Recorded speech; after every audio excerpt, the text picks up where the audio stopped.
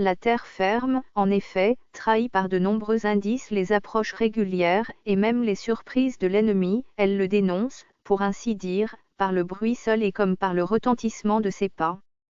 Il n'est point d'agresseur qui, sur le continent, puisse arriver si vite que nous ne sachions qu'il vient, et ce qu'il est, et d'où il vient. Mais cet ennemi, que la mer et qu'une flotte nous amène, peut descendre sur nos bords avant que personne ait soupçonné son approche, et lorsqu'il arrive, rien d'extérieur n'indique ni ce qu'il est, ni de quelle terre il est parti, ni ce qu'il veut, on ne peut enfin reconnaître et distinguer à aucun signe, s'il est ami, ou ennemi. 4. Les villes maritimes éprouvent encore une influence corruptrice et de fréquentes révolutions de Murès. Leur civilisation est en effet mélangée de langues et de notions nouvelles, et le commerce leur apporte de loin, non seulement des marchandises, mais des Murès étrangères, qui ne laissent rien de stable dans les institutions de ces villes, et d'abord, les peuples qui les habitent ne s'attachent pas à leur foyer, mais une continuelle mobilité d'espérances et de pensées les emporte loin de la patrie, et lors même qu'ils ne changent pas réellement de place, leur esprit toujours aventureux voyage et court le monde, nulle autre cause, après avoir miné longtemps et Corinthe et Carthage, ne concourut plus à les détruire que cette vie errante et cette dispersion des citoyens, à qui la passion du commerce et des entreprises maritimes avait fait abandonner le soin des champs et de la guerre. 4. Le voisinage de la mer, d'ailleurs, fournit au luxe des villes un grand nombre de séductions funestes, qui sont importées par la victoire ou par les échanges. L'agrément même d'un tel site présente aux passions une foule d'attraits pour le luxe et pour la paresse. Ce que j'ai dit de Corinthe, je ne sais si je ne pourrais pas l'appliquer, avec la même exactitude, à toute la Grèce, car, le Péloponnèse même est dans la mer presque de toutes parts. 5. Et si vous exceptez tes Phliasiens, il n'est aucun de ces peuples, dont le territoire ne confine à la mer, et, hors du Péloponnèse, les Aignanes, les Doriones et les Dolopes sont seuls éloignés de la mer. Que dirais-je des îles de la Grèce, qui, au milieu de cette ceinture de flots, semblent nager encore avec les institutions et les Murès de leur mobile cité. Et ceux-ci, comme je l'ai dit plus haut, ne regardent que l'ancienne Grèce. Mais, quant aux colonies conduites par les Grecs dans l'Asie, la Thrace, la Sicile, l'Italie, l'Afrique, il n'est aucun de ces établissements, excepté la seule Magnésie, qui ne soit baigne par les flots. Il semblerait qu'une portion détachée des rivages de la Grèce est venue border ces continents barbares. Parmi les barbares, en effet, il n'y avait originairement aucun peuple maritime, à l'exception des Carthaginois et des Étrusques, qui cherchaient les uns le commerce, les autres le pillage. On voit donc la cause manifeste des malheurs et des révolutions de la Grèce, elle tient à ces vices des cités maritimes, que j'ai rapidement indiqués plus haut, mais, à ces vices se trouve joint un grand avantage, c'est que, des divers points du monde, tout vienne facilement aborder à la ville que vous habitez, et que l'on puisse, en retour, porter et envoyer dans tous les lieux de la terre les produits des champs qui environnent vos murs. Ramulus 6 pouvait-il donc, et pour réunir tous les avantages d'une situation maritime, et pour en éviter les dangers, être mieux inspiré qu'il ne le fut, en bâtissant Rome sur la rive d'un fleuve, dont le cours égal et constant se décharge dans la mer par une vaste embouchure, de sorte que cette ville peut recevoir par mer tout ce qui lui manque, et renvoyer, par le même chemin, sa surabondance, et qu'elle trouve dans le même fleuve une communication, non seulement pour faire venir par là mer tous les produits nécessaires au soutien et à l'élégance de la vie, mais pour les tirer de ses propres campagnes, aussi, je croirais que Ramulus avait pressenti dès lors que cette cité serait un jour le siège et le centre d'un puissant empire. Car, placée sur tout autre point de l'Italie, jamais ville n'aurait pu maintenir une si vaste domination. 6. Quant aux fortifications naturelles de Rome, quel homme est assez indifférent pour ne pas en avoir dans l'esprit l'exacte connaissance et comme le dessein. Tels furent d'abord le plan et la direction des murs, qui, par la sagesse de Ramulus et de ses successeurs, confinaient de toutes parts à de hautes et rudes collines, que le seul passage ouvert, entre le mont Esquiline et le mont Quirinal, se trouvait fermé par un rempart et un immense fossé, et que la citadelle s'appuyait sur un rocher coupé à pic, et d'un abord assez impraticable, pour avoir pu, même dans cet horrible débordement de l'invasion gauloise, se conserver libre et hors d'atteinte. Ramulus choisit d'ailleurs un lieu rempli de sources vives et remarquable par la salubrité, au milieu d'une région pestilentielle. Là, s'élèvent en effet des collines ventilées du souffle de l'air, et qui protègent la vallée de leur ombre. Cette œuvre fut rapidement achevée, car il bâtit une ville à laquelle il donna le nom de Rome, emprunté du sien, et, pour affermir cette nouvelle cité, il conçut un projet singulier sans doute, et même un peu barbare, mais digne d'un grand homme, et d'un esprit qui voyait loin dans l'avenir comment fortifier sa puissance et son peuple. De jeunes filles sabines, de la meilleure naissance, venues à Rome, pour les jeux publics, dont Romulus faisait alors célébrer dans le cirque le premier anniversaire, furent, au milieu de la fête, enlevées par ses ordres et unies par des mariages, aux premières familles de Rome. Ce grief ayant appelé sur Rome les armes des Séébines, au milieu d'un combat, dont l'issue était indécise et disputée, Romulus traite avec Tatius, roi des Séébines, à la prière des femmes que les Romains avaient enlevées. Par cette alliance, il admit les Séébines dans la nouvelle cité, reçut le culte de leur dieu, et partagea sa puissance avec leur roi. 8 Après la mort de Tatius, l'autorité tout entière retomba dans ses mains, il avait à la vérité, d'accord avec Tatius, choisi pour conseil du roi les principaux citoyens, auxquels l'affection publique donna le titre de père. Il avait partagé le peuple en 3 tribus, appelées du nom de Tatius, du sien, et de celui de Lucumon mort, à ses côtés, dans le combat contre les Séébines, et il avait fait une autre division en 30 Chiories, désignées par les noms de celles des jeunes Sabines qui étaient devenues les heureuses médiatrices de l'alliance et de la paix. Mais, quoique l'établissement de cet ordre eût commencé, pendant la vie de Tatius, après lui, cependant, Romulus régna plus que jamais par l'ascendant et la sagesse du Sénat.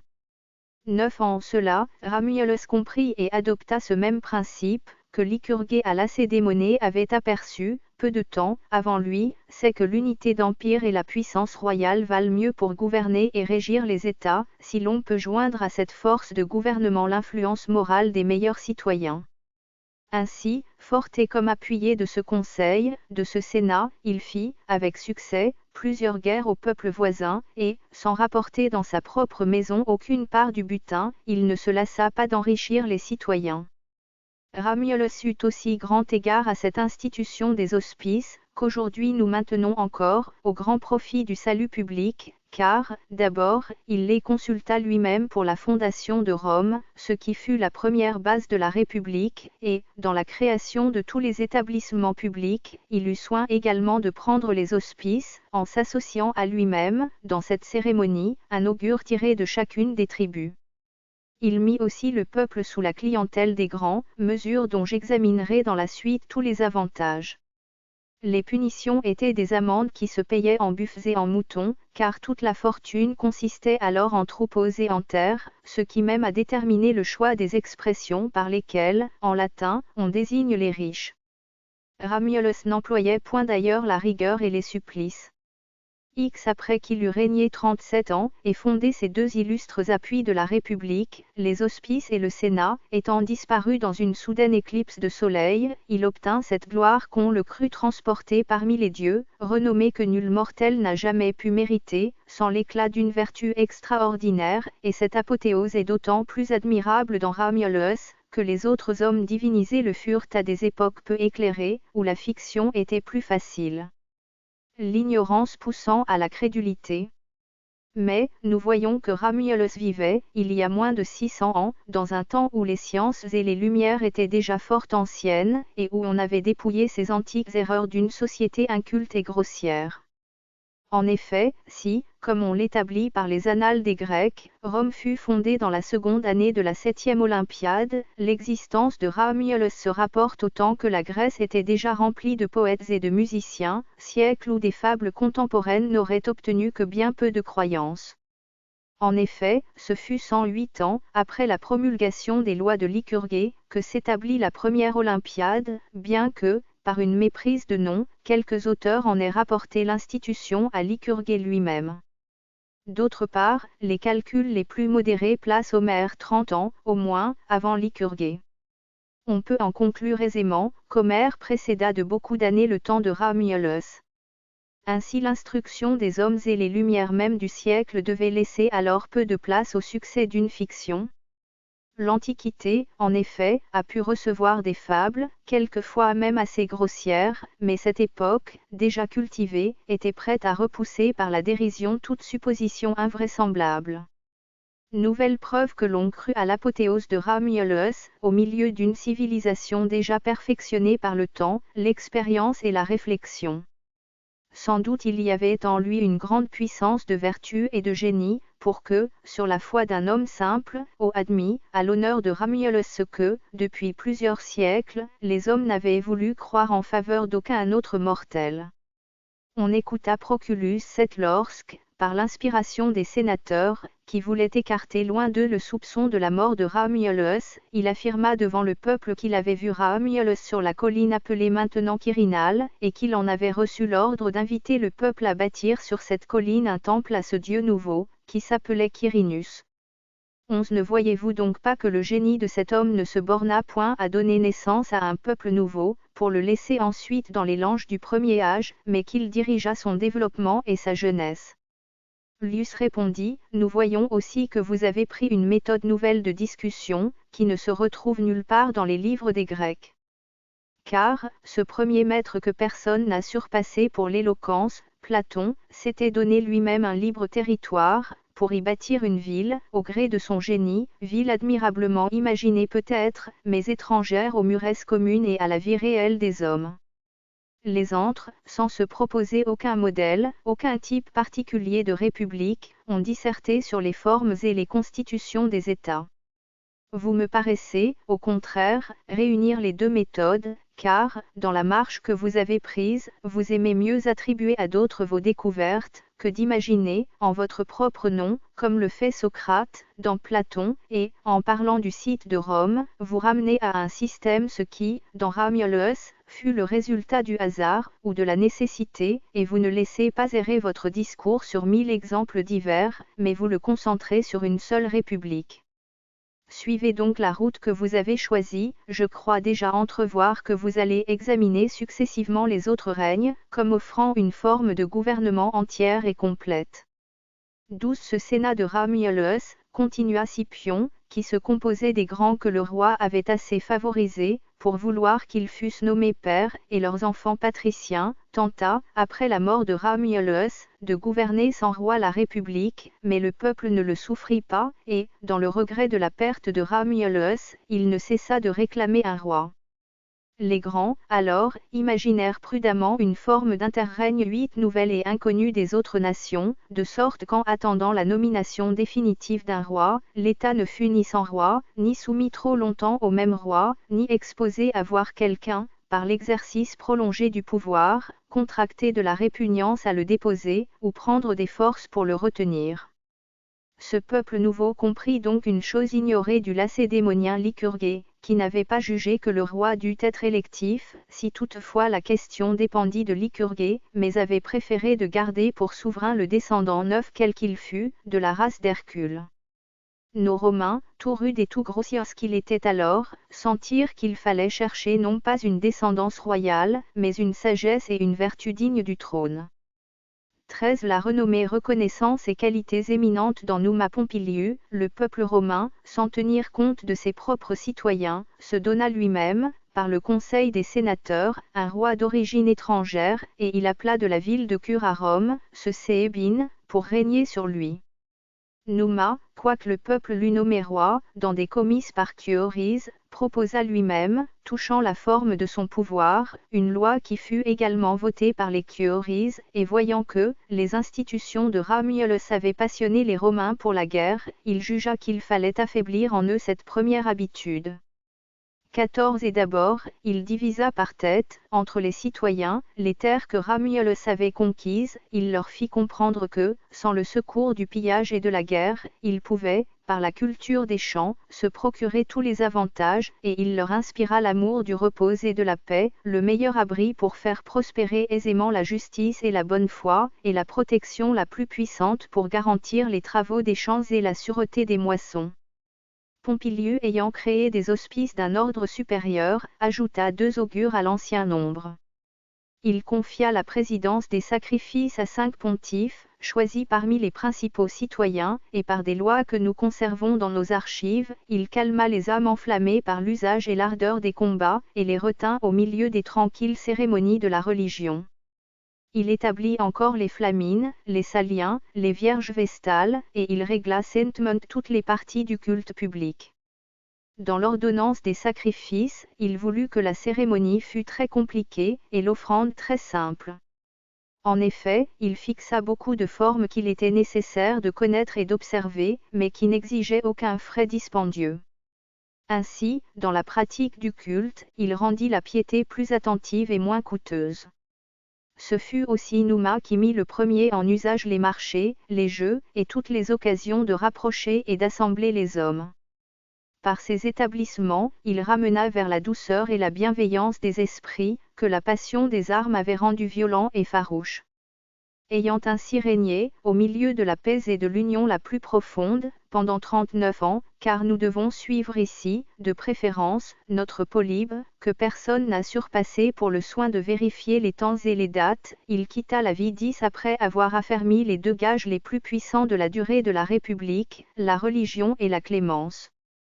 15 Quand Scipion eut achevé ces mots, est-elle vraie, dit Maniliu, la tradition qui suppose que ce roi Numa avait été l'élève de Pythagore lui-même, ou du moins qu'il fut pythagoricien.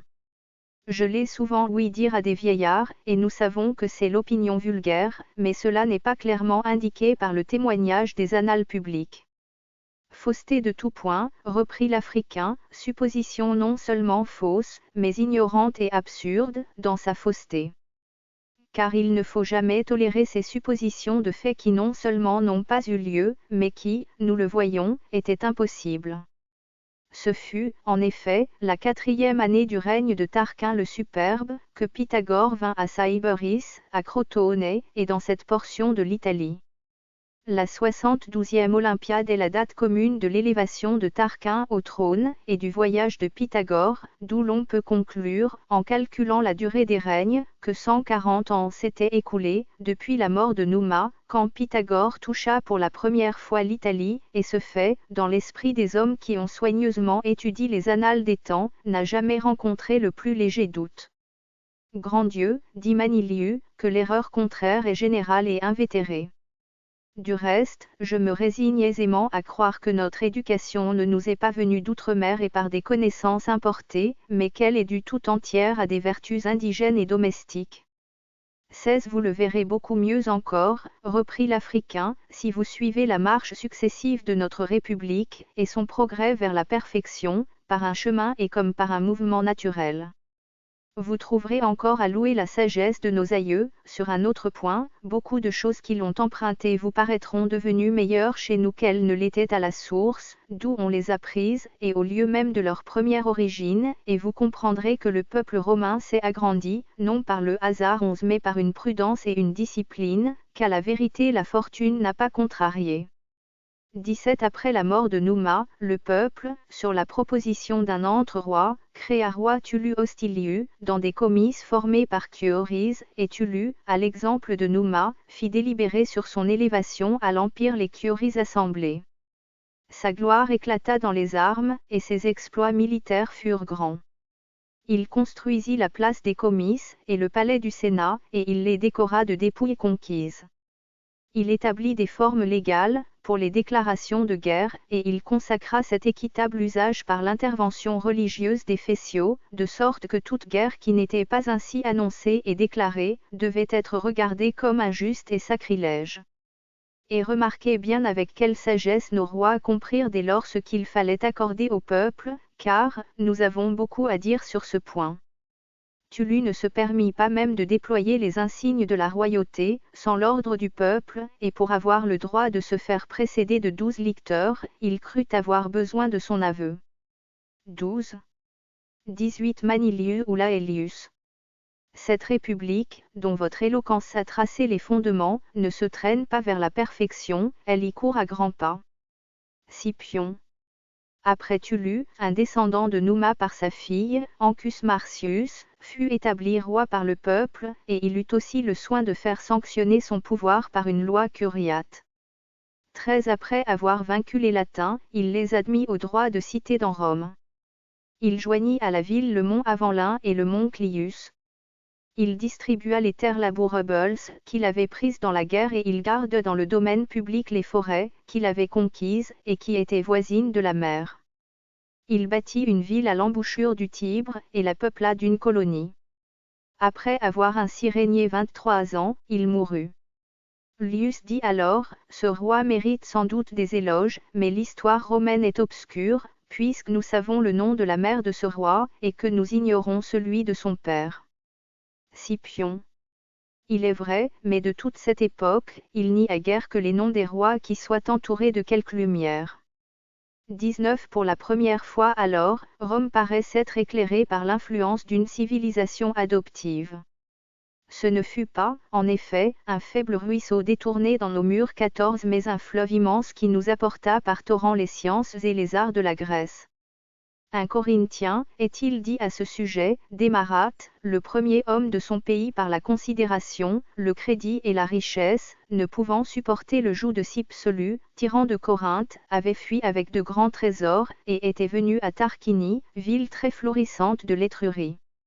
Instruit bientôt que la domination de Cypselus ne faisait que s'affermir, en homme libre et courageux, il renonça pour jamais à sa patrie, se fit admettre au nombre des citoyens de Tarquinie, et fixa dans cette ville sa fortune et sa demeure.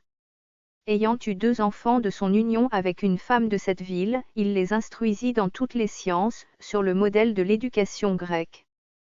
XX.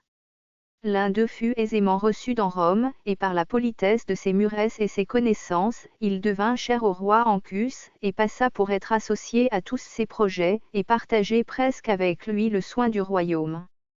Il avait, d'ailleurs, l'humeur la plus affable, et se montrait, à l'égard de tous les citoyens, prodigue de secours, de protection, de service, et même de largesse. Aussi Ancus mort, le peuple, par ses suffrages, choisi pour roi Lucius Tarquin, car il avait ainsi transformé le nom grec de sa famille, afin de paraître imité en toutes les manières de ses concitoyens adoptifs. Dès qu'il eut fait ratifier son autorité par une loi, il s'occupa d'abord de doubler le nombre du Sénat. Les anciens sénateurs, qu'il faisait au païne les premiers, furent appelés les pères des grandes familles, ceux qu'il avait ajoutés, les pères des familles de seconde création. Ensuite, il régla l'établissement de l'ordre équestre, sur le plan qui se conserve encore aujourd'hui. Il ne put, malgré tout son désir, changer les dénominations de Tatien, Ranance et Lucérès, parce que Envius XV augure très renommé, l'en dissuada. On trouve chez les Corinthiens l'usage d'assigner des chevaux pour le service public, et de les entretenir par une taxe sur les orphelins et les veuves. Mais, aux premières compagnies équestres Tarquin en ajouta de nouvelles, qui portèrent le corps des chevaliers à 1200, et il doubla ce nombre, après avoir soumis les Èques, nation forte, guerrière, et menaçante pour Rome. Ayant aussi repoussé de nos murs les Séébines, il les poursuivit, les dispersa et les vainquit. Nous apprenons également que ce roi institua le premier les grands jeux appelés jeux romains que, dans la guerre contre les Séébines, au fort d'une bataille, il promit de consacrer, sur le Capitole, un temple à Jupiter très grand et très bon, et qu'il mourut, après un règne de 38 ans. Ilius dit alors, tout justifie davantage le mot de Caatone, que la constitution de la République ne fut l'œuvre ni d'un siècle, ni d'un homme, car on voit clairement quel progrès de choses bonnes et utiles fut amené par la succession de chaque règne. Mais nous sommes arrivés au roi qui me paraît avoir eu, de tous, les plus grandes vues pour l'État. Oui, dit Scipion, après Tarquin, en effet, on place Servius, qui le premier régna, sans un ordre du peuple. On le croit fils d'une femme esclave de Tarquinie, qui avait eu commerce avec un client du roi. Élevé parmi les domestiques du prince, et le servant à table, il fit remarquer le feu d'esprit qui déjà brillait en lui, tant il mettait de dextérité dans ses moindres actions, de grâce dans toutes ses paroles. Aussi, Tarquin, qui n'avait que des fils au berceau, le prit en telle affection, que Servius passait généralement pour son fils, et il l'instruisit avec un spin extrême dans toutes les sciences qu'il possédait lui-même, et sur le plus complet modèle de l'éducation grecque. Tarquin périt par les embûches des fils d'Ancus, et Servius, comme je l'ai dit, commença de régner, sans un ordre des citoyens, mais favorisé de leur bienveillance et de leur aveu. En effet, sur le bruit faussement répandu que Tarquin survivrait à sa blessure, Servius parut d'abord emprunter l'appareil royal, soulagea par ses bienfaits les débiteurs obérés, et montrant une grande affabilité, annonça qu'il rendrait la justice au nom de Tarquin. Ainsi, il évita de se confier au Sénat. Enfin, après les funérailles de Tarquin, il consulta sur lui-même l'opinion du peuple, et, autorisé à régner, il fit sanctionner son pouvoir par une loi rendue, dans les curies assemblées. Il réprima d'abord par les armes les insultes des Étrusques. XXI. Il institua 18 centuries de chevaliers du premier degré, puis ensuite, ayant créé encore un nombre considérable de chevaliers, distincts de la masse populaire, il divisa le reste du peuple en 5 classes, sépara les plus âgés et les plus jeunes. Il régla cette distribution de manière à placer les suffrages dans la main, non de la multitude, mais des riches, et il eut soin, chose importante à maintenir dans le gouvernement, que le plus grand nombre n'eût pas le plus de pouvoir. 17 Cette combinaison, si elle vous était moins connue, serait expliquée par moi, mais, vous voyez tout le système, les centuries des chevaliers, augmentées de 6 nouvelles centuries, et la première classe, en y ajoutant une centurie de charpentiers, admis à cause de leur extrême utilité, formait 89 centuries. Réunissez seulement 8 centuries prises sur les 104 centuries restantes, vous avez la force entière du peuple romain, et la multitude bien plus nombreuse qui est répartie dans les 96 dernières centuries ne se trouvera ni éloignée du droit de suffrage, par une méprisante exclusion, ni en état d'exercer une dangereuse prépondérance. Servius, dans cet arrangement, fut même attentif au choix des termes et des dénominations. Il appela les riches d'un nom 18 qui indiquait les secours qu'il donnait à l'État, et, quant à ceux dont la fortune n'excédait pas 1500 sols d'airain, ou qui même ne possédaient rien que leur personne, il les nomma prolétaires, pour faire voir qu'on leur demandait seulement de donner des enfants et une postérité à l'État. Dans une seule des 96 dernières centuries, il y avait numériquement plus de citoyens que dans la première classe tout entière. Ainsi, personne n'était exclu du droit de voter, mais la prééminence dans les suffrages était assurée à ceux qui étaient le plus intéressés au bon ordre de la République. 19. Tpsieux. Carthage était de 75 ans plus ancienne que Rome, puisqu'elle fut fondée 39 ans avant la première Olympiade, et, dans une antiquité beaucoup plus reculée, Lycurgue avait eu les mêmes vues. Ainsi, ce système d'égalité et ce mélange de 3 formes de gouvernement me paraît nous avoir été commun avec Carthage et Lacédémonie. Mais, il est un avantage particulier à notre patrie, avantage auquel rien n'est préférable, que je tâcherai de caractériser avec le plus de justesse qu'il me sera possible, et qui semblera tel qu'on ne saurait, dans aucune autre république, découvrir quelque chose d'analogue. En effet, les éléments divers, dont j'ai parlé, furent d'abord réunis dans la Constitution de Rome, dans celle de Lacédémonie et dans celle de Carthage, sans être pondérés par aucun équilibre, car, dans une société où quelqu'un est investi d'un pouvoir perpétuel, et surtout d'un pouvoir royal, eut-on d'ailleurs un Sénat, comme à Rome, sous les rois, et à Lacédémonie par les lois de Lycurgue, où même le peuple exerça une sorte de juridiction, comme du temps de notre monarchie, ce titre de roi emporte toujours la balance, et il est impossible qu'un État ainsi constitué ne soit pas un royaume, et de fait, et de nom. Or, cette nature de gouvernement est sujette aux révolutions, parce qu'il suffit de la faute d'un seul pour la précipiter vers l'extrémité la plus funeste. En elle-même, la royauté non seulement n'est pas une forme vicieuse, mais je la croirais même supérieure à tous les autres gouvernements simples, si je pouvais approuver aucune forme simple, en fait de gouvernement.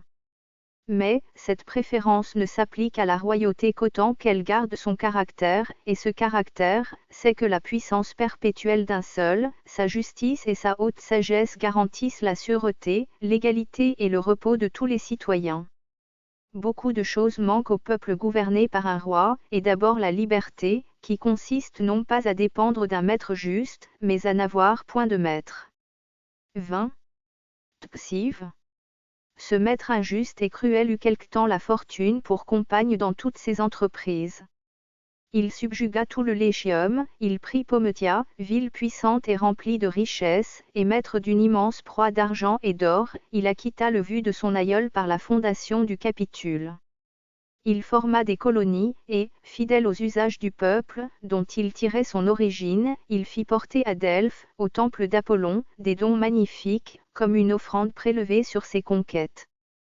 XXV Ici commence et naît sous nos yeux ce cercle, dont je vous prie d'étudier le mouvement et la progression, dans le premier exemple qui s'en montre. Car, le point capital de la science politique, objet de nos discours, c'est de connaître la marche et les déviations des États, afin que sachant vers quel écueil incline chaque gouvernement, vous puissiez le retenir sur le penchant, ou d'avance lui opposer des barrières. Et d'abord, ce roi dont je parle, souillé du meurtre d'un vertueux souverain, n'avait plus l'âme assez libre, et, craignant pour lui-même une punition égale à la grandeur de son crime, il voulait se faire craindre. Puis, du haut de ses victoires et de ses trésors, il s'enivrait d'un insolent orgueil, et ne pouvait ni se régler lui-même, ni modérer les passions des siens. Son fils aîné, ayant fait violence à Lucrèce, fille de Tricipitinu, épouse de Colatin, et cette femme noble et pure s'étant frappée d'un coup mortel, en expiation de son outrage, un homme éminent par le génie et la vertu, Junius Brutus, écarta de ses concitoyens le joug illégitime d'une odieuse servitude. Homme privé, il se chargea des destins de tout l'État, et, le premier parmi nous, enseigna cette grande maxime que, lorsqu'il s'agit de sauver la liberté publique, tout homme est magistrat. À sa voix, à son exemple, Rome indignée se souleva, et tout à la fois ému par la douleur si récente du père et des parents de Lucrèce, et par le ressouvenir de la tyrannie de Tarquin XXI et des nombreuses injustices de ses fils et de lui-même, elle prononça le bannissement du roi, de ses enfants, et de toute la famille des Tarquins. XXV remarquez ici comment du roi sortit le despote, et comment, par le crime d'un seul, une forme de gouvernement, de bonne qu'elle était, devint pernicieuse, voilà bien en effet le vrai caractère du despote, que les Grecs appellent tyran. Car il réserve le nom de roi pour celui qui veille comme un père sur le peuple, et qui maintient ceux dont il est le chef dans la condition de vie la plus heureuse, forme de gouvernement bonne, je t'ai dit, mais qui touche, et, pour ainsi dire, incline à la plus dangereuse de toutes. En effet, un roi a-t-il dévié jusqu'à l'injustice dans le pouvoir, aussitôt il est tyran, et l'imagination ne peut concevoir un monstre plus épouvantable, plus funeste, plus haï des hommes et des dieux, que le tyran qui, sous la forme humaine, surpasse en cruauté les plus hideux animaux.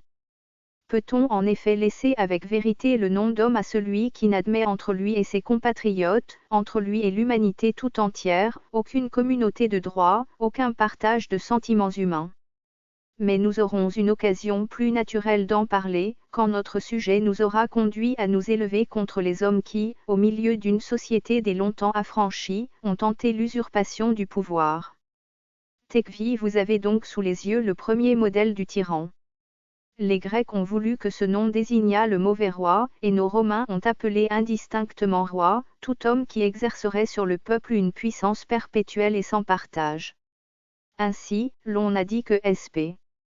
Caesius, que Manlius, que sp. Mlius avait voulu s'emparer de la royauté, et naguère, Tiberius Gracchus encourut la même accusation. 22.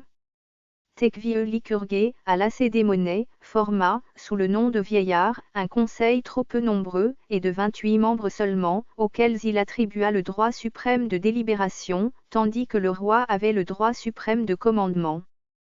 Nos Romains imitant son exemple, et traduisant son expression, désignèrent ceux qu'il avait appelés vieillards, par le terme de Sénat, c'est ce que fit Romulus, à l'égard des pères, qu'il avait choisis, mais, dans cette combinaison, la puissance, l'ascendant, le nom de roi s'élève et prédomine toujours. D'une autre part, accordez au peuple quelques portions de pouvoir, comme Lycurgue et Romulus, vous ne l'avez pas assouvi de liberté, mais vous avez irrité l'ardeur de sa soif, en lui permettant de goûter ce breuvage. Au moins aura-t-il toujours suspendu sur sa tête la crainte qu'il ne s'élève un roi injuste. Elle est donc fragile, comme je l'ai dit, celte destinée d'un peuple, qui repose tout entière sur les inclinations et la volonté d'un seul homme. Txix ainsi le premier exemple, le type, l'origine de la tyrannie nous apparaît dans cette république même, que Romulus avait instituée, de l'aveu des auspices, et, nous ne l'empruntons pas à cette autre cité que, suivant les récits de Platon, Socrate s'était à lui-même figuré, dans les libres entretiens de ses promenades. Nous avons vu Tarquin, non par l'usurpation d'une puissance nouvelle, mais par l'injuste emploi de la puissance qu'il avait, renversé tout ce système d'État monarchique. Opposons à cet exemple celui de l'homme vertueux, sage, éclairé sur l'intérêt et la dignité de ses concitoyens, et qui est comme le tuteur et l'intendant de la République, car c'est le nom qu'il faut donner à tout chef, à tout gouverneur d'une société. Cet homme est facile à reconnaître, c'est celui qui, par le conseil et l'action, peut protéger l'État. Comme le nom de cet homme n'a pas encore été cité dans nos discours, et que nous aurons à en parler souvent dans la suite, essayons d'en tracer le caractère. 23. XXX.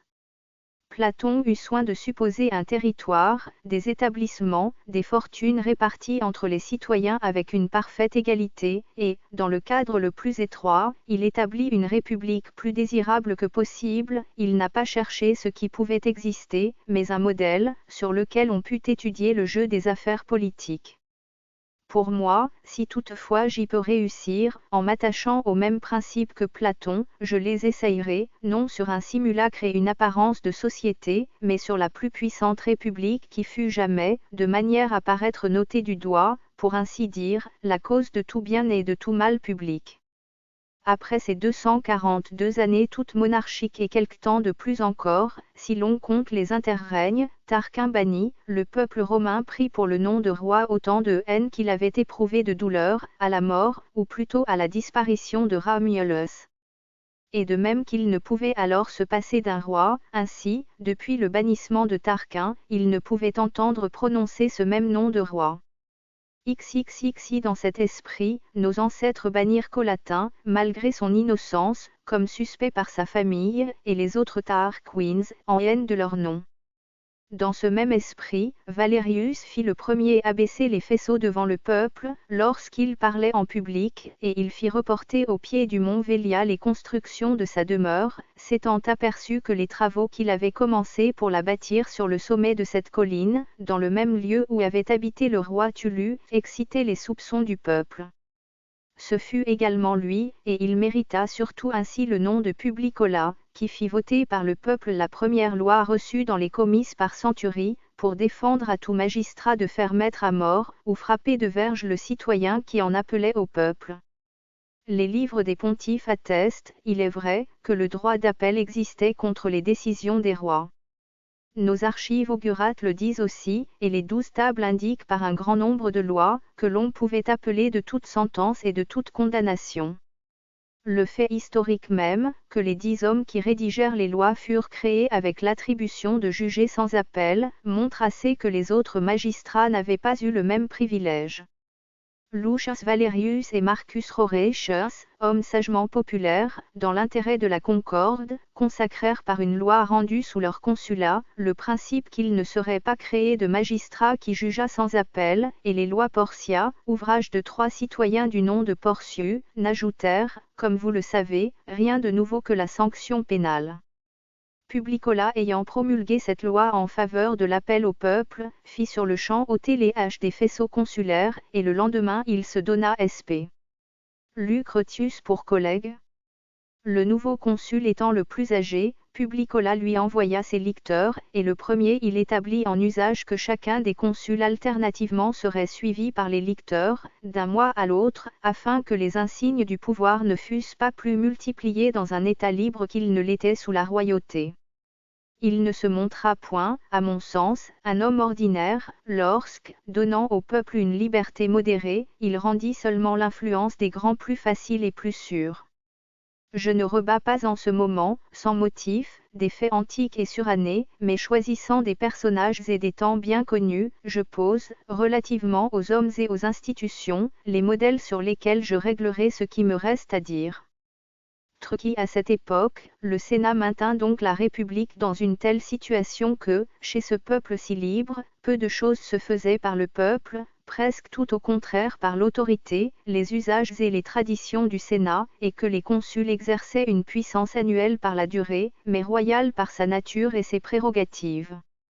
Cependant on conservait, avec beaucoup d'énergie, le point peut-être le plus décisif pour le maintien de la puissance des nobles, le principe que les résolutions du peuple ne pouvaient être définitives, sans l'approbation du Sénat. Vers ce même temps, à peine 10 ans après les premiers consuls, on vit l'institution de la dictature en la personne de Télargius, et cette nouvelle espèce de pouvoir parut fort voisine d'une reproduction de la royauté.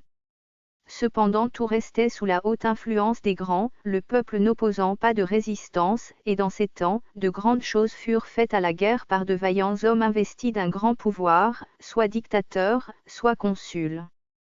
Truquieux mais comme la nature des choses voulait que le peuple 24 s'arrogeât un peu plus de pouvoir, étant une fois affranchi des rois, dans un intervalle assez court, 16 ans après, sous le consulat de Postumus Cominius et de Sp. Caesius, il atteignit ce but. La raison manqua peut-être à cette entreprise, mais la nature des constitutions politiques l'emporte souvent sur la raison. Car retenez bien ce que j'ai dit en commençant, s'il n'existe dans l'État une juste compensation de droits, de devoirs et de prérogatives, de manière à donner assez de puissance aux magistrats, assez d'influence aux délibérations des grands, assez de liberté au peuple, cette forme de gouvernement ne peut se conserver immuable. Ainsi, parmi nous, les dettes excessives des citoyens ayant mis le désordre dans l'État, le peuple se retira sur le mont sacré, et ensuite sur l'Aventin.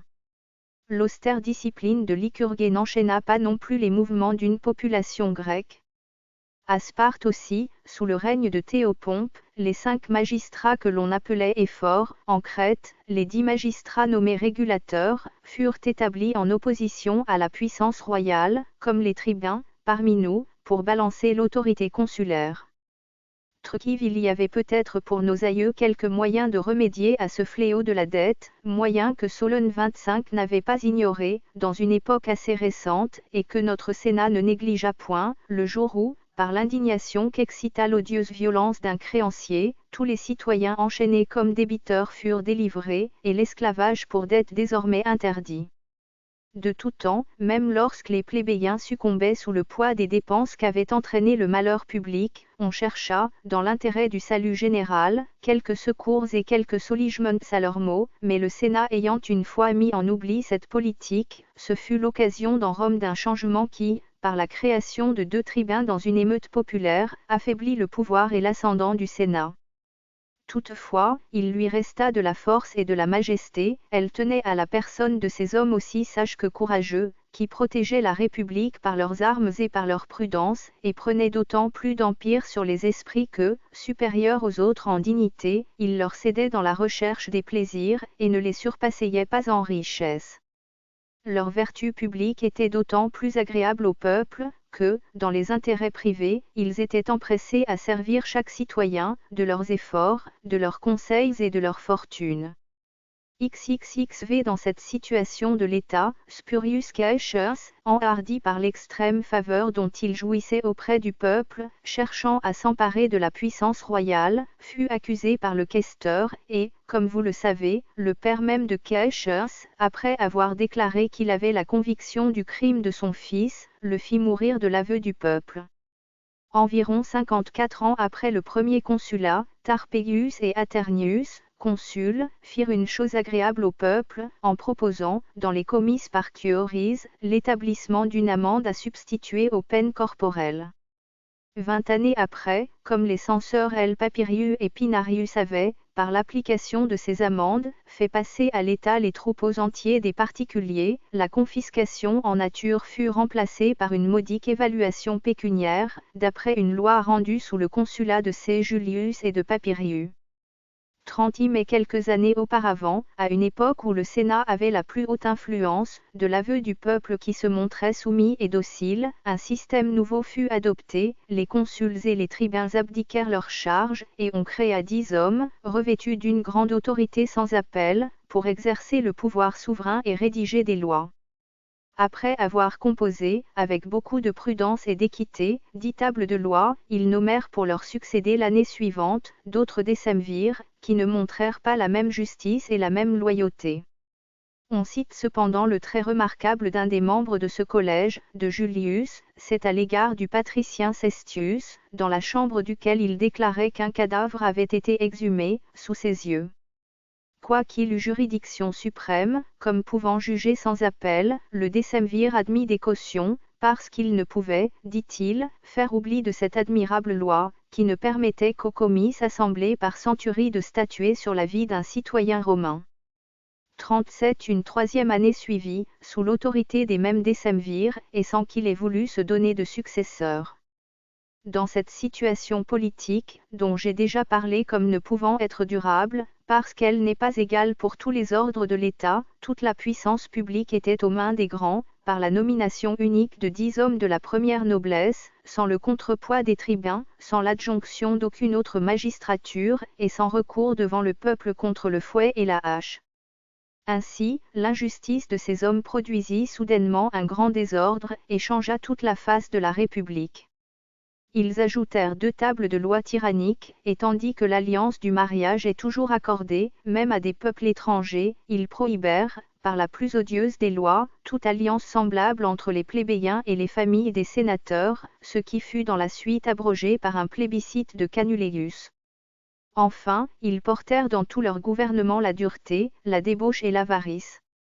On sait, et tous les monuments littéraires racontent comment Virginius, poussé par les fureurs d'un décemvir, a immolé sa fille 26 de sa propre main dans la place publique, ayant fui désespéré vers l'armée romaine, qui était campée sur le mont Algide. Les soldats abandonnèrent aussitôt la guerre qu'il avait à soutenir, et se rendirent d'abord sur le mont Sacré, comme on l'avait vu déjà dans une occasion semblable, puis sur l'Aventin, qu'ils occupèrent en armes.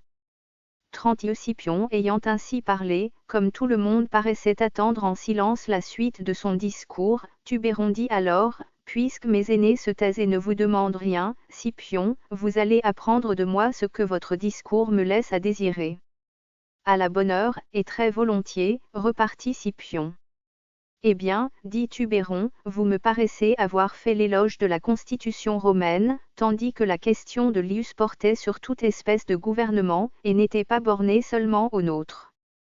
Et de plus, je n'ai pas appris dans votre discours par quel principe, par quelle loi, par quelle muresse nous pouvons fonder ou maintenir ce gouvernement que vous louez tant. Truquix Scipion. Je pense que nous aurons bientôt une occasion plus naturelle de discuter la question de rétablissement et de la durée des États. Quant à la meilleure forme de gouvernement, je croyais sur ce point avoir suffisamment répondu à la question de Lius, car j'avais d'abord reconnu 3 formes de gouvernement raisonnables, puis 3 espèces de gouvernement funestes, qui sont l'opposé des premiers. J'avais dit qu'aucun de ces premiers gouvernements n'était parfaitement bon, et j'avais désigné comme préférable à chacun d'eux celui qui serait habilement formé de leur mélange. Que si j'ai donné notre République en exemple, cela n'avait point pour objet de définir la meilleure forme de gouvernement, la chose était facile, sans citer aucun exemple, mais j'ai voulu, dans l'existence même d'un grand État, rendre présent et visible ce que le raisonnement et la parole n'auraient fait que décrire. Maintenant, si vous cherchez le meilleur mode de république, indépendamment de tout exemple particulier, consultez l'image que vous présente la nature. 27. XL. Voici le caractère que je cherche depuis longtemps et auquel j'étais impatient d'arriver. Laelius. Celui du politique, peut-être. Scipion. Celui-là même. Laelius. Vous en avez dans ce moment assez de modèles sous les yeux, à commencer par vous-même. Plus à Dieu, reprit Scipion, que le Sénat nous offrit relativement le même nombre. Mais enfin, le politique c'est l'homme qui, comme nous l'avons vu souvent en Afrique, assis sur le point-col d'un animal monstrueux, maîtrise et gouverne ce colosse, et plutôt même par le signe que par le toucher, le conduit où il veut. Laelius. Je le sais, et je l'ai vu, lorsqu'en Afrique je vous servais de lieutenant. Scipion. Aussi un humide, un Carthaginois parvient à conduire une seule de ces belles monstrueuses, lorsqu'elle est dressée et familiarisée avec les habitudes de l'homme. Mais le principe qui réside au fond de l'âme humaine, et qui en fait partie sous le nom d'intelligence, doit soumettre au frein et dompter un monstre multiple et bien autrement indocile. Aussi, rarement il y parvient, car elle a besoin d'être tenue sous la main, cette bête féroce qui s'abreuve de sang, qui s'emporte si aisément à toute cruauté, et peut à peine se rassasier de victimes humaines. 28. XLI. Je vois maintenant, dit Lius, quelle œuvre, quelle tâche vous imposez à cet homme rare que j'attendais. Une seule, reprit Scipion, car ce seul point comprend tout le reste, je lui impose le devoir de ne jamais suspendre son action et sa surveillance sur lui-même, d'exciter les autres à l'imiter, et d'être enfin, par l'éclatante pureté de son caractère et de sa vie, comme un miroir offert à ses concitoyens. Car, de même que les frémissements des cordes, les accents des flûtes et les inflexions du chant et de la voix, forment un concert mélangé de sons distincts, et dont les moindres altérations, les moindres dissonances offenseraient une oreille exercée. 29. De même enfin, que ce concert, par l'habile direction des voix les plus dissemblables, produit l'accord et l'harmonie, ainsi, un état sagement composé de la réunion de trois ordres inégaux, se met en accord par le jeu combiné des éléments les plus divers, et ce que les musiciens appellent l'harmonie dans le chant, est l'union dans l'état social, l'union, le plus forte et le meilleur gage du salut public, mais impossible à conserver, sans la justice. 30. XLI. Scipion reprit, je partage cette opinion, et je vous déclare que nous devons regarder comme nul tout ce qui a été dit jusqu'à ce moment sur la République, et que nous ne devons point passer plus avant, s'il ne demeure établi, qu'il est faux que la chose publique ne puisse être gouvernée, sans le secours de l'injustice, et qu'il est au contraire de toute vérité, que la chose publique ne peut être gouvernée, sans une suprême justice. Mais, si vous le voulez, c'est assez pour aujourd'hui, remettons la suite à demain, car beaucoup de choses nous restent encore. Tout le monde ayant consenti, l'entretien du jour fut terminé. À le commencement de ce livre nous paraît présenter une lacune, dont l'éditeur de Rome n'indique pas l'étendue, mais qui n'est que trop évidente. On sait que la méthode de Cicéron était d'ouvrir chacun de ses dialogues philosophiques par un préambule, où il parlait en son nom. Il se plaisait ensuite à introduire ou à ramener sur la scène les différents interlocuteurs, et il prodiguait ces petits détails, dont les anciens ne sont pas toujours assez avares, et où brille cette élégance délicate et cette fleur d'urbanité romaine, qu'il opposait à l'atticisme de Platon. Il a usé de cet art avec un goût exquis dans le traité des lois. Les livres suivants du traité de la République nous montreront, au moins dans de précieux fragments, plus d'un modèle de ces épisodes qui reposent l'attention fatiguée par la continuité du dialogue, et l'élévation ou la gravité des matières. Ici toute introduction semblable nous manque, les premiers mots sont même en partie mutilés, et quelques lettres ont été suppléées par l'éditeur. 2. Une des causes de la prospérité de Rome, dit Montesquieu, c'est que ses rois furent tous de grands personnages. On ne trouve point ailleurs, dans les histoires, une suite non interrompue de tels hommes d'État et de tels capitaines. Et dans un autre endroit, il ajoute, Rome ayant chassé les rois, établi les consuls annuels, c'est encore ce qui la porta à ce haut degré de puissance. Les princes ont dans leur vie des périodes d'ambition, après quoi d'autres passions et loisivetés même succèdent, mais la République, ayant des chefs qui changeaient tous les ans, et qui cherchaient à signaler leur magistrature pour obtenir de nouvelles, il n'y avait pas un moment de perdu pour l'ambition. 3. Cicéron, dans le traité des lois, se moque de cette tradition sur la naissance merveilleuse du fondateur de Rome, et ici même, il la traite de fable. Il ne fait d'ailleurs aucune recherche critique sur ces premières antiquités de Rome, que les modernes ont cru pouvoir éclaircir. Tite Live se borne à dire, avec une fierté de style très majestueuse, mais peu concluante pour la fidélité historique, s'il doit être permis à quelque peuple de s'attribuer une origine sacrée, et de faire remonter sa naissance jusqu'aux dieux, telle est la gloire du peuple romain dans la guerre, que, lorsqu'il proclame de préférence le dieu Mars pour son père, pour le père de son fondateur, les nations de la terre doivent le souffrir avec la même résignation qu'elles souffrent son empire. Si cui populo lis reporte consecrar origine sua, et at deos refer auctor, a belli gloria et populo romano, cum sum conditoris supparentam martam potissimum feret, tam et hoc gentuman patientur co animo, quam et imprium patiuntur. 4. Cette digression sur les inconvénients du voisinage de la mer brille, dans le texte original, d'une beauté d'élocution, qui n'appartient qu'à l'orateur romain. Les idées, nous en convenons, sont un peu arriérées, ce sont quelques belles pensées d'Aristote et de Platon. Tout cela ne rentrera guère dans nos systèmes modernes. Navigation, commerce, échange, voilà les mobiles de notre civilisation, et voilà ce que les publicistes de l'Antiquité semblaient croire pernicieux à la force et à la durée des États. Notre liberté même a pour appui le luxe, que les républiques anciennes proscrivaient, comme le fléau de la leur. Ces différences, qui ne sont pas des contradictions, trouveraient leur explication naturelle dans des causes que nous ne pouvons développer ici, mais elles font nécessairement que la politique des anciens nous paraît trop vague, trop remplie de généralités philosophiques.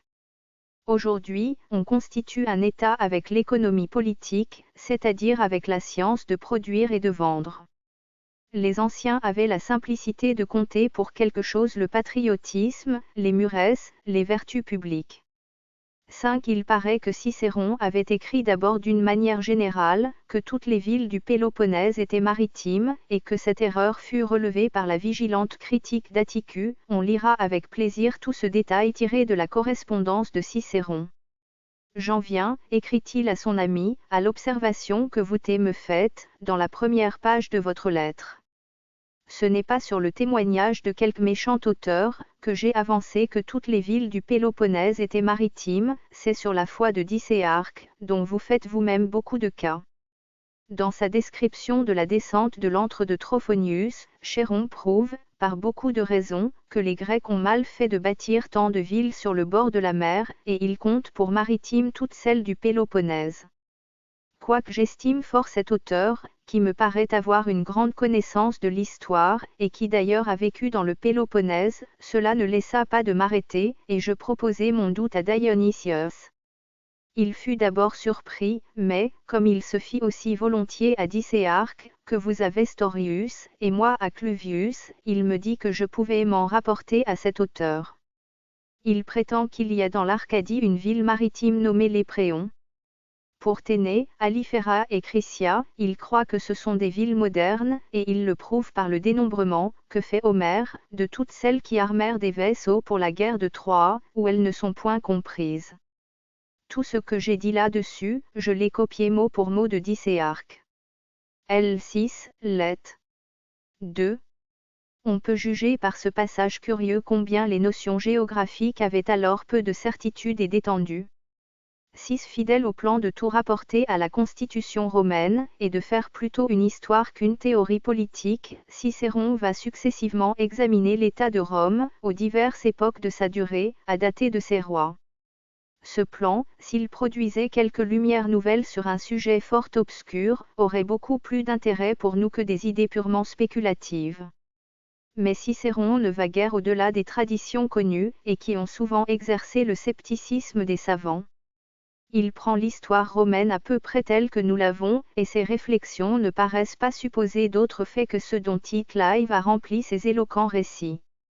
On sait que la plupart de ces faits, surtout dans ce qui regarde les premiers siècles de Rome, ont été controversés par la critique moderne. Ce texte, repris de nos jours par les savants d'Allemagne, avait fort occupé nos érudits du XVIIe siècle, et il n'est pas inutile de dire ici quelques mots de la question. Dans le 6e volume des Mémoires de l'Académie des inscriptions, se trouve une dissertation, où M. de Pouilly essaie d'ôter toute authenticité au 1er siècle de l'histoire romaine, en établissant que les premiers historiens de Rome, Cincius et Fabius Pictor, vivaient au moins 500 ans après la fondation de cette ville, et que tous les anciens monuments, qu'il aurait pu consulter, avaient péri dans l'incendie de Rome par les Gaulois.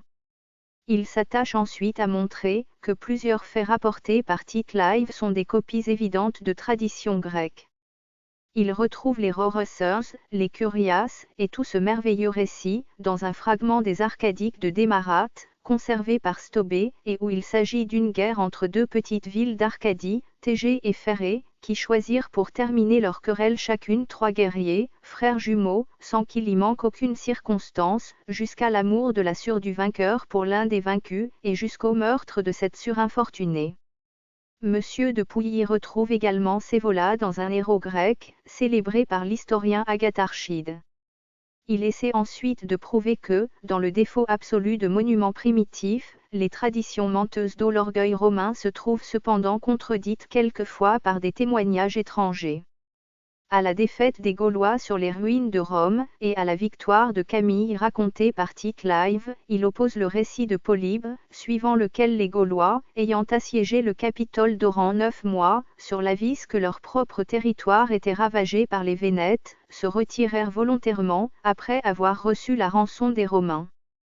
De tout cela le savant académicien conclut, qu'indépendamment des prodiges ridicules et des fables manifestes, qui défigurent l'histoire des premiers siècles de Rome, cette histoire ne mérite aucune confiance, sous le rapport même des faits plus graves, et qui offre plutôt le caractère de l'héroïsme que celui du merveilleux.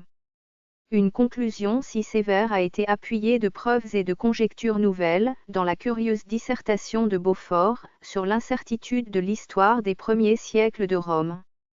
Cependant, cette opinion a trouvé, dès l'origine, de savants contradicteurs. Un membre de l'Académie des Belles-Lettres, le docte C.L.I.E., réfuta le scepticisme de son collègue Monsieur de Pouilly, dans 2 mémoires très bien faits, où il établit surtout l'existence de monuments antérieurs au 5e siècle de Rome, et consultés par les premiers auteurs qui écrivirent son histoire. Cicéron parie de ces monuments dans le traité de l'Orateur.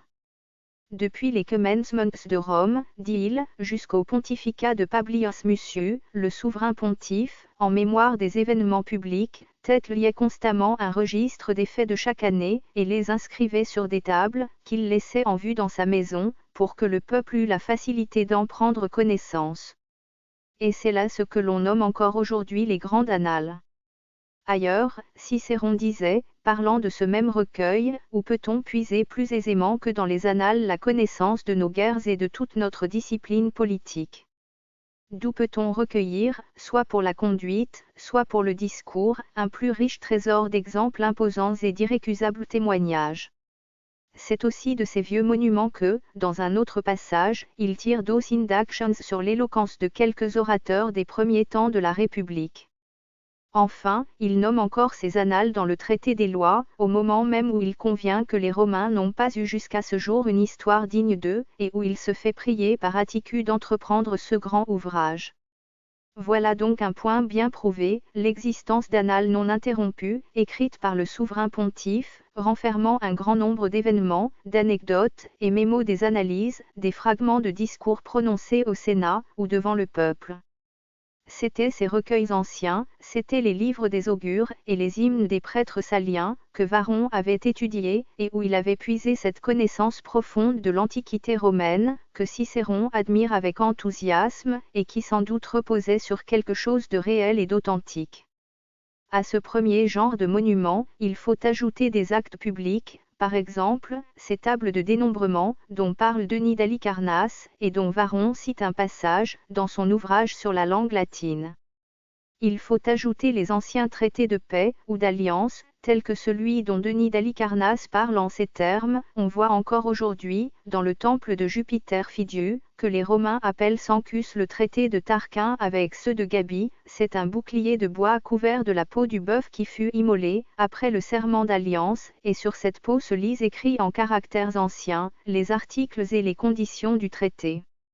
Polybe traduit littéralement un autre traité des premiers jours de la République, celui que les Romains firent avec les Carthaginois pour des intérêts de commerce, sous le consulat de Junius Brutus et de Marcus Horadius, et il annonce que l'original de ce traité se conserve encore de son temps dans le trésor des édiles, près du temple de Jupiter Capitolin. Tel était le nombre des monuments de cette nature, qu'au rapport de Suétone, dans l'incendie du Capitole, sous Vespasien, 3000 tables d'airain, qui contenaient, presque depuis l'origine de Rome, les senatus consultes, les plébiscites, les chartes d'alliance et de concession, furent détruites ou perdues, et que l'empereur à force de soin, en faisant rechercher d'autres exemplaires des mêmes actes, recomposa ces précieuses archives, et, comme dit l'historien, rétablit ce superbe Antique mobilier de l'Empire. Instrumentum imperii pulcherimum asse vetustissimum. À côté de ces monuments ainsi conservés dans les archives publiques de l'État, il faut placer ces lois des 12 tables, que l'on faisait apprendre de mémoire aux enfants, et que Cicéron commente et discute avec tant de respect. On ne peut douter même qu'il ne se fût conservé des lois plus anciennes, et du siècle des rois, Olugel et Servius en ont rapporté de courts fragments. Enfin, Tite Live cite plusieurs fois les livres écrits sur le lin, Libri Linti, qui ne pouvaient être autre chose que d'anciennes annales publiques, rédigées dans les premiers temps de la grossièreté romaine. Mémoires contemporains, registres pontificaux, actes civils, lois écrites, traités, inscriptions, il existait donc des documents de diverses natures pour les premiers historiens de Rome, et on ne peut démentir leurs récits par un pyrrhonisme universel fondé sur la supposition de leur ignorance. Ces remarques laissent, il est vrai, subsister de grandes difficultés, de grandes invraisemblances dans l'histoire des premiers temps de Rome. Comment concevoir, par exemple, ce calcul chronologique qui remplit une durée de 242 ans par une succession de 7 rois électifs, dont 3 seraient morts assassinés, et dont le dernier a été chassé du trône fort longtemps avant sa mort. Cela est bien loin de la supputation de Newton, qui n'admet pour les règnes héréditaires qu'une durée commune et probable de 20 à 22 ans.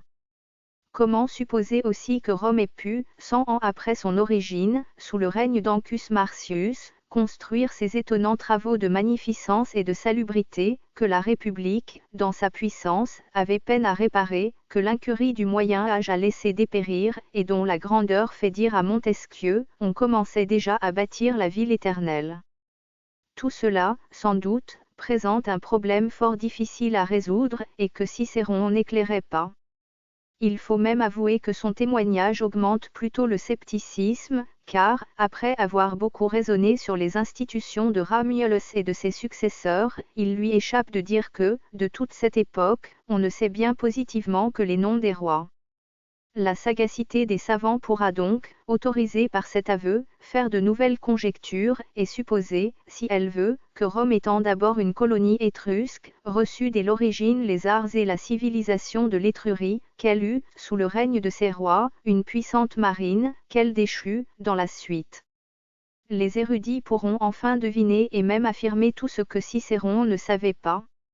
Nous nous sommes bornés à exposer les 2 points de vue de la question, persuadés qu'en matière si obscure, il faut douter de son scepticisme, autant même que des choses auxquelles on l'applique. Cicéron, dans le traité des lois, raille beaucoup cette prétendue apparition de Romulus, et la range sur la même ligne que la fable de Borée et d'Oritier. Et ce qui est remarquable ici, c'est l'induction qu'il tire de cette marne fable, et l'opinion qu'il exprime touchant la civilisation des peuples d'Italie. Les Romains, héritiers de la civilisation étrusque, ou de toute autre, étaient-ils en effet un peuple éclairé dès son origine? Cela contredit les notions ordinaires, mais cela s'accorderait mieux avec ces grands travaux achevés incontestablement, avant la République, et qui semblent n'avoir pu appartenir qu'à une époque de puissance et d'industrie. 8. Tite Live, qui est généralement conforme à Cicéron, sur ces premiers faits de l'histoire romaine, rapporte que l'autorité était exercée par une réunion de 10 sénateurs, dont un seul avait les faisceaux et les licteurs, et qui se renouvelait, tous les 5 jours. Il ajoute que cet état provisoire se prolongea pendant une année, et que le peuple, lassé de tant de maîtres, redemanda la royauté. 9. On ne s'attendra pas, sans doute, à nous voir ici soutenir une thèse contre Scipion. D'ailleurs, la question est jugée, depuis longtemps, et il suffit d'ajouter un fait. Depuis tant de siècles, dans l'Europe moderne, une seule monarchie a perdu son existence et a été rayée du nombre des États indépendants, celle où la royauté fut élective. 10. À cette belle peinture des institutions de Numa, opposerons-nous le pyrrhonisme de Beaufort, qui, dans son savant ouvrage sur la République romaine, doute de l'époque et de la durée du règne de Numa. Remarquons seulement que Cicéron désigne ici formellement les lois de Numa, conservées dans les monuments publics, et qu'il invoque, sur un autre point, le témoignage, ou plutôt le silence des annales publiques, ce qui du moins semble toujours attester l'existence et l'authenticité de ces annales. Au reste, les savants pensent que, dans toutes les suppositions, le culte religieux établi par Numa ne se maintint pas dans sa forme première et ne ressemblait pas à ce que nous connaissons de la religion des Romains. On sait à ce sujet l'anecdote rapportée par Tite Live et Pline. Vers le 7e siècle de la République, un Romain découvrit dans son champ un coffre de pierre renfermant les livres de Numa sur le droit du sacerdoce et sur la philosophie, écrits, quelques-uns en grec, d'autres en latin. Ces livres portés à Rome et lus par le préteur, sur la déclaration de ce magistrat qu'il était en grande partie destructif de la religion établie, furent, par l'ordre du Sénat, brûlés dans la place publique. Montesquieu donne beaucoup d'importance à ce fait dans une dissertation particulière intitulée « De la politique des Romains dans la religion ». Il y voit une preuve du soin constant des législateurs de Rome pour subordonner le culte religieux aux institutions sociales. Tite Live, à l'endroit où il raconte l'anecdote curieuse des livres de Nuira trouvés dans le coffre de pierre, parle aussi de cette tradition qui faisait Numa contemporain et disciple de Pythagore, et, en ajoutant qu'elle avait été accréditée par l'historien Valerius Antias, il la rejette comme une fable. 11. De tous les peuples du monde, le plus fier et le plus hardi, mais tout ensemble le plus réglé dans ses conseils, le plus constant dans ses maximes, le plus avisé, le plus laborieux, et enfin le plus patient, a été le peuple romain. De tout cela s'est formée la meilleure milice et la politique la plus prévoyante, la plus ferme et la plus suivie qui fut jamais. Bossuet, Discours sur l'histoire universelle. 12. Une lacune interrompt la suite de ce récit, et mutile le sens de la dernière phrase, que la traduction a facilement suppléée. L'éditeur de Rome croit pouvoir intercaler ici un passage cité par saint Augustin, comme appartenant au second livre du traité de la République. Voici le sens de ce court fragment, que nous avons rejeté dans les notes, et qui dédommagera fort peu le lecteur des lacunes si fréquentes de notre manuscrit palimpseste. Ce genre de mort ne fit pas croire cependant que Tullus Hostilius eût été reçu parmi les dieux, sans doute parce que les Romains ne voulurent pas rabaisser le prix d'une apothéose admise pour Romulus, en l'accordant facilement à un autre. Ce peu de mots prouve seulement que Cicéron avait rapporté la mort de Tullus Hostilius, comme on la trouve racontée dans Tite Live. Dirais-je que cette mort, arrivée par un coup de tonnerre, a donné lieu à un savant moderne, à l'évêque, de supposer que Tullus était fort habile, ou du moins fort curieux en électricité, et qu'il avait péri par une opération mal dirigée. 13. La répétition de cette circonstance, à l'avènement de chacun de ces rois est fort curieuse. Il ne s'agit pas simplement d'y voir la forme plus ou moins limitée, plus ou moins républicaine, que prenait l'autorité de ces rois électifs. Mais ne peut-on pas en conclure qu'il existait, dans les archives romaines, quelques preuves de l'observation de cette formalité singulière, si soigneusement marquée par Cicéron? Et dès lors l'histoire des premiers rois de Rome ne pourrait-elle pas paraître plus authentique et mieux attestée qu'on ne le suppose? 14. Ce fait avoué par les historiens romains, qu'un grec fut le 5e roi de Rome, a paru favoriser les conjecturés des critiques modernes qui ne voient dans Rome qu'une colonie grecque. Mais cette conjecture n'explique rien. Avant ce roi, corinthien d'origine, Rome avait déjà construit de grands ouvrages qui semblent supposer une civilisation florissante. Ancus Marcius fit bâtir, disent tous les historiens, le fameux aqueduc appelé de son nom, et qui, pendant plusieurs siècles, suffit pour fournir à Rome, en abondance, une eau plus salutaire que celle du Tibre. Le témoignage de Pline le naturaliste à cet égard est curieux. De toutes les eaux de l'univers, dit-il, la plus célèbre pour la fraîcheur et la salubrité, c'est l'eau Marcia, illustrée par la reconnaissance et louange de Rome, à laquelle les dieux l'ont accordée, parmi tant de bienfaits. Elle s'appelait autrefois Ophia, et sa source Pythonia. Elle prend naissance dans les montagnes les plus reculées des Abruzzes. Elle traverse le pays des Maasers et le lac Ficin, comme si elle voulait gagner Rome. Bientôt elle se perd dans une caverne, d'où elle sort près de Tibur, et continue son chemin, sous des voûtes construites d'Anca une longueur de 9000 pas. Ancus Marcius, un des rois de Rome, forma le premier l'entreprise de la conduire dans la ville. Dans la suite, Quintus Marcius Rex s'en occupa pendant sa préture, et Agrippa répara de nouveau ce monument. clarissima aquarum omnium in toto orb, frigori salubritatis palma, perconio urbi, Martiae, inter relica deum munera, urbi tributa, vocabatur ocondam ofia, font autem ipspitonia. Oritur in ultimi montibu pelignorum, transit Mars ose fusinum lacum, Romam non dabipeten. Max in specumersa in tiburtina se apri, novem milibu passibu, fornicibus structi perducta. Primus eam in urbem ducer auspicatu et ancus Marcius, unus regibu, posti, Q Marcius rex in pertura, Ursus crestitui Monsieur Agrippa. Pline, ist nat libix xxi, capt psiv. N'est-il pas assez remarquable qu'il se trouve une conformité de nom entre le roi que Pline suppose le premier fondateur de ce grand ouvrage et le préteur qui le fit reconstruire, et que cette ressemblance soit encore augmentée par le surnom de Rex que portait ce magistrat? Ne peut-on pas en conclure ici quelque méprise de l'orgueil romain, qui se serait plu à reculer la date d'un si précieux monument, pour illustrer à la fois ses antiquités et le monument môme? C'est ainsi que le doute peut encore se mêler aux faits en apparence les plus avérés des premiers temps de Rome. 15 Cicéron laisse de côté la fable ridicule rapportée par Tite Live, et ne nous dit pas que l'augure Envius, en preuve de la vérité de son art, ait fait le miracle de couper une pierre avec un rasoir. Pline rapporte que l'on voyait à Rome, de son temps, une statue élevée en l'honneur de cet augure par le roi.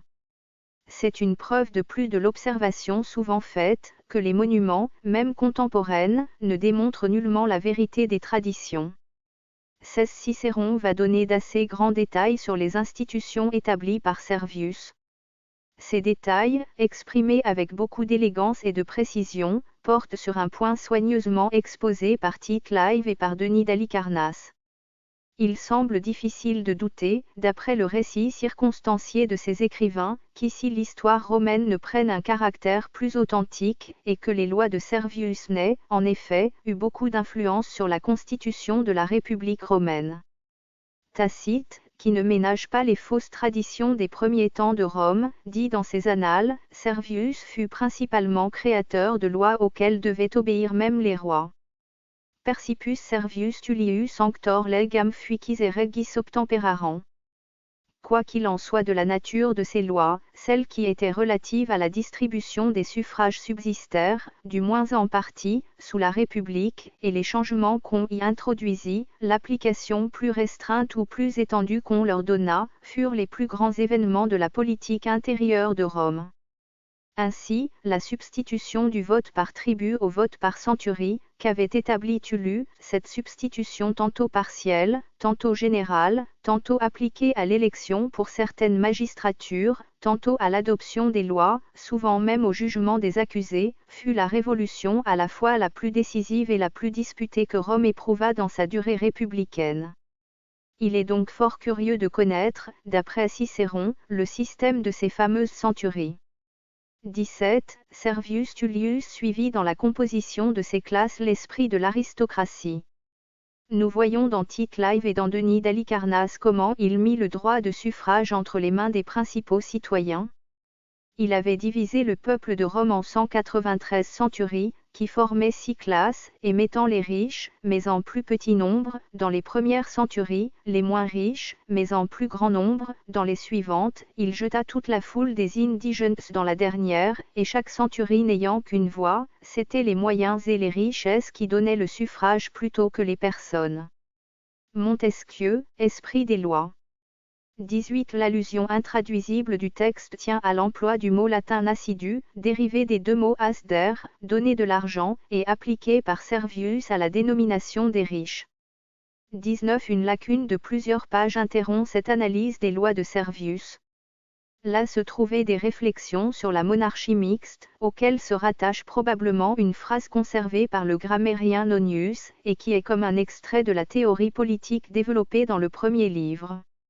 Voici la traduction de cette phrase: la meilleure constitution politique est celle qui, mêlant dans une juste mesure les trois principes monarchiques, aristocratiques et populaires, n'effarouche pas les âmes, en les aigrissant par la punition. Ces réflexions conduisaient Scipion à parler de Carthage et de Lacédémonie. Le but de ces réflexions, dont à fin manque au manuscrit, était sans doute d'établir l'excellence du consulat, et de le considérer comme l'élément le mieux choisi d'un gouvernement mixte. Mais combien Cicéron n'éprouva-t-il pas lui-même, après avoir si glorieusement usé de cette dignité, la faiblesse d'une magistrature passagère, sans cesse usurpée par l'intrigue, vendue par la corruption, envahie par la force, et enfin anéantie par cette terrible dictature, la dernière punition des États où les lois n'ont pas assez conservé de puissance. 21. Le portrait de Tarquin n'a point été flatté, son nom n'a échappé à aucun des orateurs qui ont eu à parler contre la tyrannie, mais sa conduite, avant son malheur, que l'on voit qu'il prévoyait, sa douceur pour les peuples vaincus, sa libéralité envers les soldats, cet art qui l'eût intéressé tant de gens à sa conservation, ses ouvrages publics, son courage à la guerre, sa constance dans son malheur, une guerre de 20 ans qu'il fit ou qu'il fit faire au peuple romain, sans royaume et sans bien, ses continuelles ressources, font bien voir que ce n'était pas un homme ordinaire. Les places que la postérité donne sont sujettes, comme les autres, aux caprices de la fortune. Malheur à la réputation de tout prince qui est opprimé par un parti qui devient le dominant, ou qui a tenté de détruire un préjugé qui lui survit. Grandeur et décadence des Romains. Cette hypothèse ingénieuse et brillamment exprimée est tout à fait démentie par point le passage de Cicéron. Appréciateur impartial de la royauté, il semble ici, comme il l'a fait d'ailleurs dans le traité des lois, imputer au crime réel de Tarquin, et non à la nature de l'ancien gouvernement de Rome, la haine des Romains pour la monarchie. La même idée se retrouve plus d'une fois dans Tite Live, mais elle est plus remarquable dans Cicéron, qui n'écrivait pas sous l'empire des Césars, et qui serait mort pour le combattre. 22 Cicéron disait au peuple romain, dans son beau discours contre la loi agraire, « Je conserve chèrement la mémoire des Grecs, de ces deux illustres frères qui sacrifièrent leur vie pour faire restituer au peuple les terres que des particuliers avaient envahies. » Mais il fait parler ici le grand Scipion, l'adversaire des Gracques, et d'ailleurs lui-même, par le plan de son ouvrage, sans excuser l'odieux assassinat de Tiberius et de Saius, devait réprouver en eux le génie des premiers novateurs qui portèrent atteinte à la vieille constitution romaine. Il est bien à regretter qu'une lacune interrompe ce passage. 23 Plusieurs pages manquent ici, et nous font perdre ce portrait du sage et vertueux souverain, que Cicéron avait sans doute tracé avec des couleurs dignes du pinceau de Fénelon.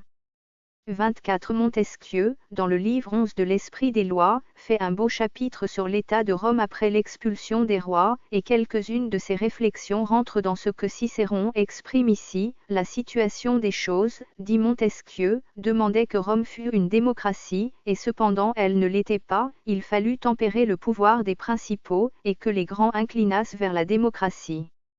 25. À Athènes et à Rome, il fut d'abord permis de vendre les débiteurs qui n'étaient pas en état de payer.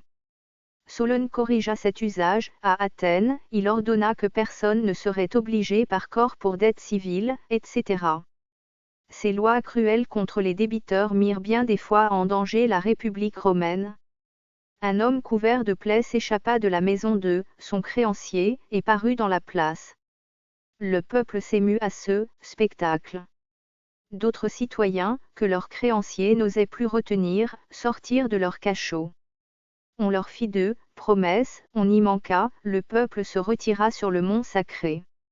Il n'obtint pas l'abrogation de ces lois, mais un magistrat pour le défendre.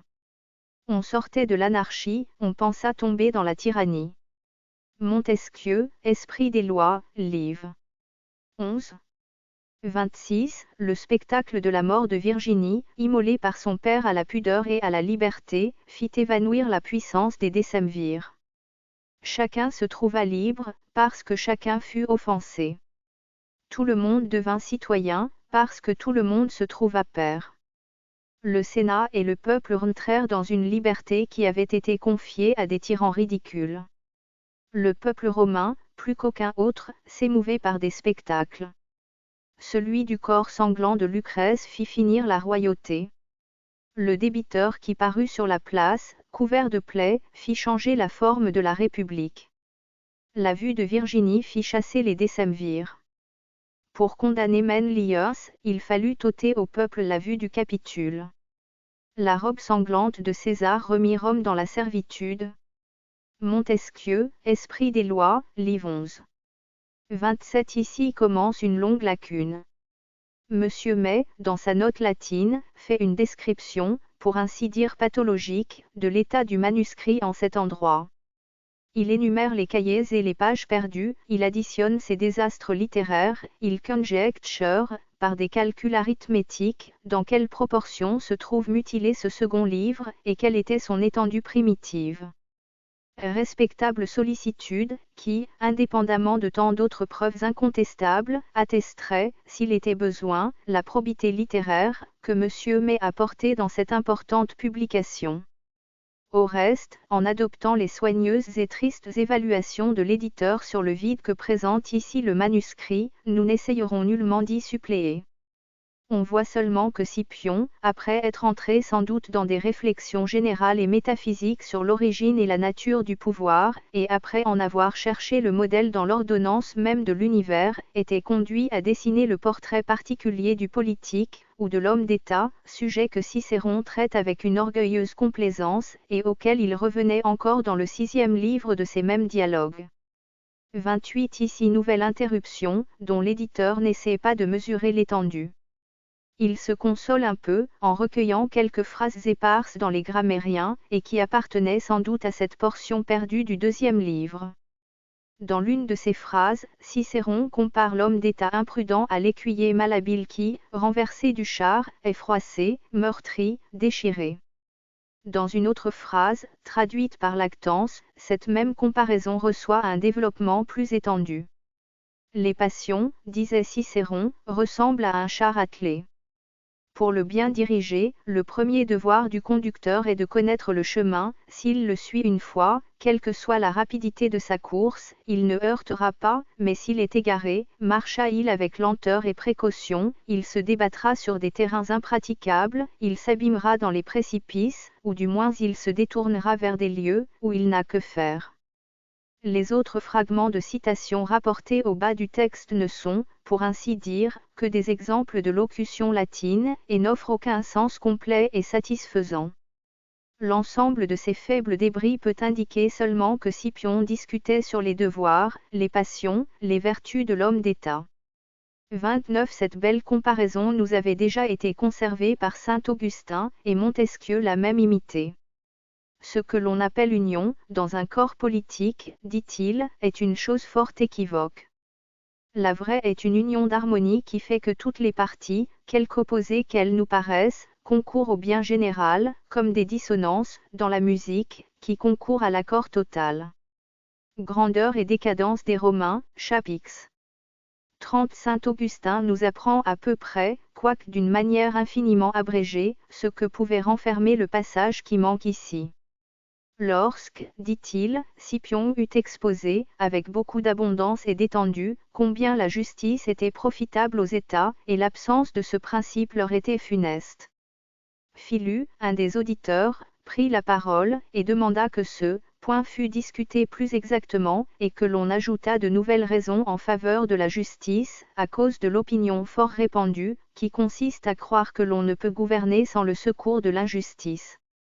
Cette assertion était probablement combattue, et Scipion, comme nous le voyons dans notre texte mutilé, reprenait la parole, pour appuyer le démenti d'une maxime si funeste, en attendant qu'elle fût détruite par une discussion approfondie, que l'on réserve pour l'entretien suivant.